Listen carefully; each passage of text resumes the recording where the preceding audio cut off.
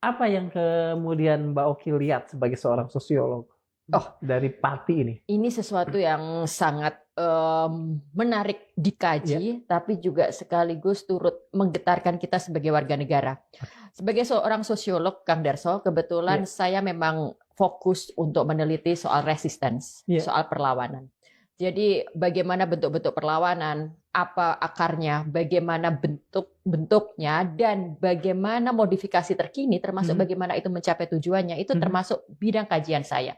Nah, ketika Pati meletus, Ya, apa yang kita lihat sekarang, puluhan ribu, bahkan bisa jadi ratusan ribu ya. orang tumpah ke jalan. Kalau kita lihat kan gambarnya sampai kayak begitu ya. Nah, ada sampai ada dilempar Iya, betul, bupatinya betul, dengan segala macam. Lalu betul. yang menarik ada dukungan perempuan, mendukung dengan makanan, Ya, dengan berbagai bentuk caranya itu. ya, Itu betul-betul rakyat Pati, warga Pati itu bersatu. Mereka mengekspresikan kemarahan, mereka mengekspresikan kekecewaan pada bupatinya yang disebut bupati, namanya Bupati Sadewo itu. Nah, ya. di sini pertama adalah si bupati ini, dia itu adalah seorang penguasa yang tidak mengenal daerahnya sendiri. Pati ini, Kang, Pati ini menempati peran sentral dalam pergerakan sosial di Indonesia. Secara sejarah, Ya. Pati itu memang identik dengan perlawanan.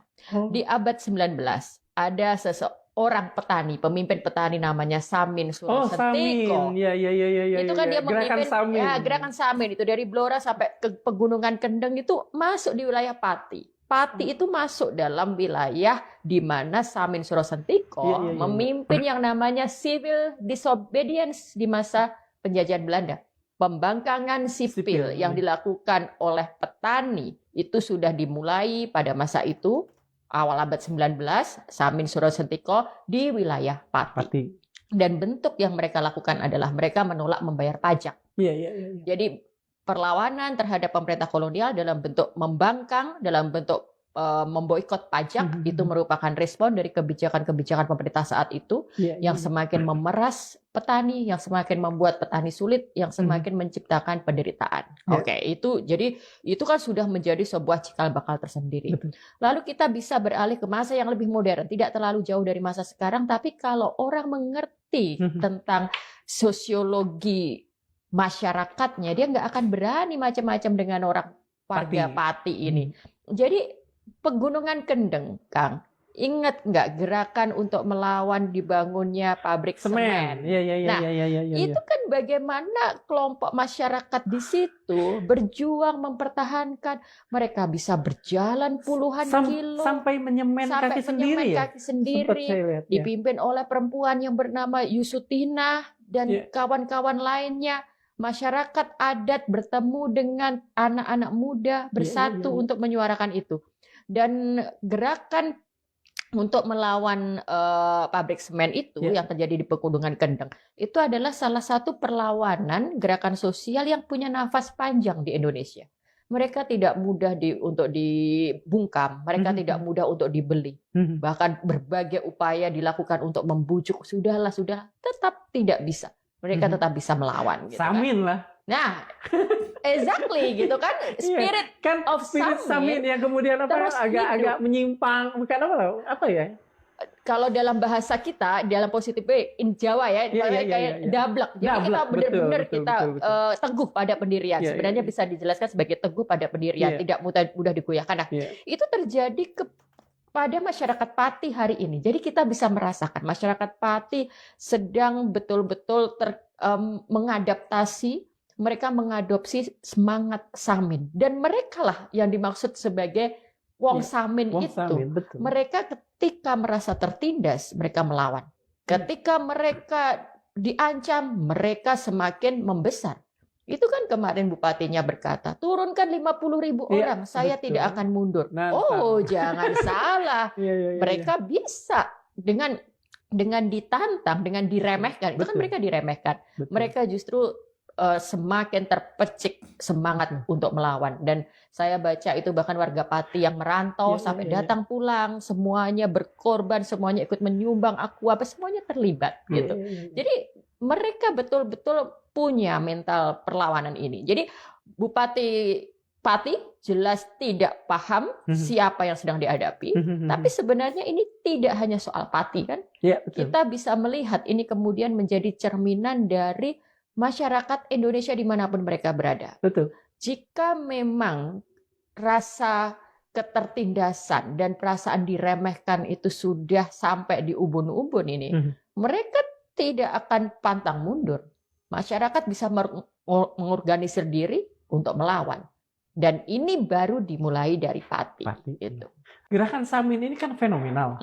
Saya beberapa kali menemukan itu di Magnum Opus beberapa profesor, atau misalnya Pak Sartono, ya, betul. Kemudian Pak Kunto juga di Paradigma Islamnya menulis soal gerakan Samin ini, dan beberapa yang lain. Kalau saya tidak salah, buku terakhir dari siapa tuh anak bajang menggiring angin? Sindunata. Bukunya cukup tebal. Itu kan juga menulis soal gerakan Samin. Ini kan sebetulnya tadi Mbak Oki mengatakan orang-orang Samin saat itu mendablekan diri. Apakah ciri-ciri terutama dari gerakan Samin ini akan bisa kemudian memberikan inspirasi bagi mungkin ya sekian banyak orang Indonesia yang saat ini barangkali sudah mulai agak frustrasi dengan kondisi keseharian? Ketika sekarang kita lihat warga Pati melawan, itu kita sudah melihat bahwa mereka pun mengadopsi nilai-nilainya Samin, bahwa mereka tidak mudah untuk ditekan, mereka tidak mudah terancam, mereka tidak akan mundur. Dan semangat perlawanan itu betul-betul mereka junjung tinggi. Gitu. Nah, apakah ini akan menular ke daerah lain? Oh, kenapa tidak? Gitu. Justru ini alarm itu. Dan kita harus tahu konteksnya. Pertama adalah perlawanan masyarakat Pati hari ini itu kan karena kenaikan PBB 250%. 2,5 kali lipat. Nah, 2,5 kali lipat. Awalnya kan bupatinya mentang-mentang tidak akan mundur, tapi kemudian gentar juga kan ketika diancam. Dibatalkan. Tapi dibatalkan itu ternyata tidak menyurutkan semangat perlawanan yang sudah dipersiapkan dan sudah memang mau dikobarkan. Apakah itu karena Bupati Kasip atau justru ada sesuatu yang dia sudah tergelincir dan salah yang ditunggu oleh sekian banyak orang sehingga kemudian dia melewati apa yang disebut point of no return? Dia sudah melewati point of no return, tapi ketika dia sedang mengoreksi mau membatalkan itu, disitulah dia sebenarnya menyadari bahwa dia salah. Tapi kan sudah nggak bisa kembali lagi. Masyarakat sudah betul-betul ngelihat gitu. Tapi kita bisa ngelihat kenapa dia akhirnya sadar bahwa itu salah, gitu kan?